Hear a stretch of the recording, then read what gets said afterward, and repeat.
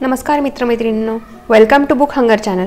आजकालच्या धकाधकीच्या आणि धावपळीच्या काळात बऱ्याच जणांना आपली वाचनाची आवड बाजूला ठेवावी लागते आणि म्हणूनच मी पुस्तकप्रेमींसाठी घेऊन आली आहे ऑडिओ बुक्स, आणि तेही फ्रीमध्ये। चला तर मग ऐकूयात। पुस्तकाचे नाव शूद्रपूर्वी कोण होते, प्रकरण दुसरे, शूद्रांच्या उत्पत्तीबद्दलचा ब्राह्मण ग्रंथातील सिद्धांत। पॉइंट 3, 4 वर्णाची व शूद्रांची उत्पत्ती कशी झाली याबद्दल जेवढी तर्कटे ब्राह्मण या नावाने ओळखलेल्या धर्मग्रंथात रचली आहेत त्या सर्वाचा एकत्रित संग्रह वरील स्तंभात मांडला आहे।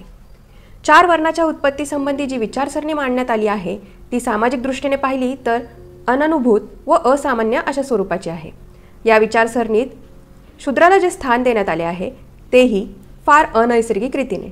या गोष्टींची जाणीव फार प्राचीन काळच्या ब्राह्मणांना झाली होती, म्हणूनच चातुर्वर्ण्य व शूद्र यांची उत्पत्ती कशी झाली याचे स्पष्टीकरण त्यांनी निरनिराळ्या तऱ्हेने केले आहे। चातुर्वर्ण्य व शूद्र यांच्या उत्पत्तीसंबंधी मांडलेला सिद्धांत हा कपोलकल्पित आहे याची त्यांना जाणीव होती, म्हणून आपल्या सिद्धांताला पोषक अशी अनेक स्पष्टीकरणे आपल्या धार्मिक ग्रंथातून मांडली। एरवी इतकी निरनिराळी स्पष्टीकरणे मांडण्याची त्यांना का जरुरी भासली असावी? भिन्न भिन्न स्वरूपाची ही अनेक स्पष्टीकरणे पाहून कोणाचेही मन भांबावून जाईल। 4 वर्ण पुरुषापासून उत्पन्न झाले असे काही स्पष्टीकरणे म्हणतात, तर काही स्पष्टीकरणे असे सांगतात की 4 वर्ण ब्रह्मदेवापासून उत्पन्न झाले। 4 वर्ण प्रजापतीपासून उत्पन्न झाले असे काही स्पष्टीकरणे म्हणतात, तर काही स्पष्टीकरणे असे म्हणतात की 4 वर्ण व्रात्यापासून उत्पन्न झाले। एकाच ग्रंथात उत्पत्तीसंबंधी एकच स्पष्टीकरण असते तर त्याबद्दल शंका घेण्यास कारण मिळाले नसते, परंतु एकाच ग्रंथात उत्पत्तीसंबंधी भिन्न स्वरूपाची स्पष्टीकरणे आढळतात, म्हणून त्याबद्दल शंका उत्पन्न होणे साहजिकच आहे। शुक्ल यजुर्वेदात 2 स्पष्टीकरण आहेत, एकाच्या मते पुरुष तर दुसऱ्याच्या मते प्रजापती हे 4 वर्णांचे व शूद्रांचे उत्पत्ती स्थान होय। कृष्ण यजुर्वेदात 3 स्पष्टीकरणे आहेत, त्यातील दोहींच्या मते प्रजापती तर एकाच्या मते ब्रह्मदेव हे 4 वर्ण व शूद्र यांच्या उत्पत्तीचे स्थान होय। अथर्ववेदात 4 स्पष्टीकरणे आहेत, त्यातील एक पुरुषाला, दुसरे ब्रह्मदेवाला व तिसरे व्रात्याला 4 वर्ण व शूद्र यांचे उत्पत्तीस्थान मानते। 4थे स्पष्टीकरण हे तिन्हीपेक्षा फारच निराळ्या स्वरूपाचे आहे। उत्पत्तीसंबंधी जरी एकच प्रमेय या ग्रंथात मांडलेले दिसले तरी त्यासंबंधीचे तपशील निरनिराळ्या ग्रंथात निरनिराळे दिसून येतात। ज्या स्पष्टीकरणात प्रजापती किंवा ब्रह्मदेव याला उत्पत्तीस्थान मानण्यात आलेले आहे ती स्पष्टीकरणे वेदांत स्वरूपी होत, दुसरी स्पष्टीकरणे मानवी धर्म स्वरूपी होत। दोन्ही प्रकारची स्पष्टीकरणे म्हणजे कल्पनेच्या विश्वव्यापी भराऱ्या होत, त्यांच्यात इतिहास किंवा मनाला उमज पाडली असा काहीसा बोध याचा मागमूसही दिसत नाही।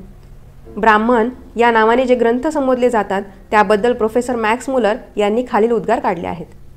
हिंदी मनोवृत्तीच्या ज्या काही घटना आहेत त्यातील एक अत्यंत मनोरंजक घटना ब्राह्मण ग्रंथावरून दिग्दर्शित केली जाते यात शंका नाही, परंतु वाङ्मयाच्या कसाला जर हे ग्रंथ लावले तर त्या कसाला ते उतरत नाहीत असे आपल्याला दिसून येते। हिंदी समाज अहंकारी अत्यंत मागासलेल्या अवस्थेत होता। अशा काळात असंबद्ध विचार आणि अहंकारी भाव यांनी परिलुप्त असलेले वाङ्मय त्या समाजात उत्पन्न झाले अशी कोणीही स्वतःची समजूत करून घेणार नाही, कारण अशा तऱ्हेचे वाङ्मय पुढारलेल्या समाजात सुद्धा उत्पन्न होणे कठीण आहे। अगदी प्राचीन काळी जे हिंदी वाङ्मय उत्पन्न झाले आहे त्यात चित्तवेधक विचार, धाडसीपणाने निवेदन केलेली विधाने, तर्कशुद्धपणाने मांडलेली कारणे आणि आश्चर्यकारक पूर्वपरंपरा यांची उणीव दिसत नाही, परंतु या ग्रंथात विखुरलेले असले विचार म्हणजे जणू की तांब्याच्या आणि शिशाच्या कोंदणात अत्यंत मौल्यवान हिरे बसवले आहेत असे वाटते।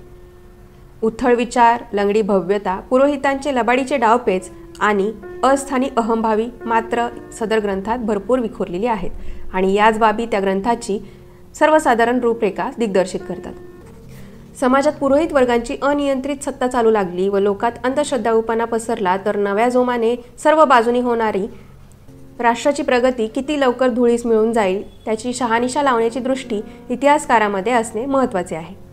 राष्ट्रे भरभराटीच्या काळात असोत किंवा अवनतीच्या काळात असोत, त्यांना पुरोहितांची अनियंत्रित कारवाई आणि जनतेच्या अंधश्रद्धाळूपणा यांच्या साथीला बळी पडावे लागते, हे नीटपणे समजून घेणे अत्यंत महत्त्वाचे आहे।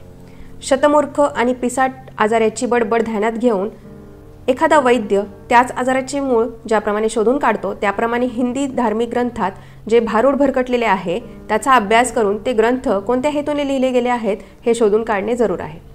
4 वर्ण आणि विशेषतः शूद्र यांची उत्पत्ती कशी झाली याबद्दल ब्राह्मण ग्रंथात जी अनुमाने मांडण्यात आली आहेत ती वाचल्यानंतर मॅक्स मुलर यांच्या उपरिनिर्दिष्ट शब्दांचे महत्त्व पूर्णपणे मनाला पटते। ही सर्व अनुमाने म्हणजे शतमूर्खाची बडबड किंवा माथे फिरूनची आरडाओरड होय यात शंका नाही. ती अनुमाने अशा स्वरूपाची आहेत म्हणूनच ज्याला एखाद्या मानवी घटनेचे कोडे सरळपणे उकलण्यासाठी त्या घटनेचा अभ्यास करण्याची इच्छा होईल त्याला ते कोडे सरळ रीतीने सोडवण्यास या अनुमानाचा काहीच उपयोग होणार नाही. इतिहासाच्या विद्यार्थ्याला तर त्याचा कवडी इतकाही उपयोग होणार नाही, कारण त्यांना ऐतिहासिक पुरावा या दृष्टीने याचे काहीच महत्त्व नाही. काय मग मंडळी, आवडला का व्हिडिओ? आवडला असेल तर बुक हंगर चॅनलला सबस्क्राईब नक्की करा आणि व्हिडिओला लाईक आणि शेअर करायला विसरू नका. चला तर मग भेटूयात पुढच्या व्हिडिओमध्ये. तुमचे हे प्रेम असेच राहू द्या. धन्यवाद.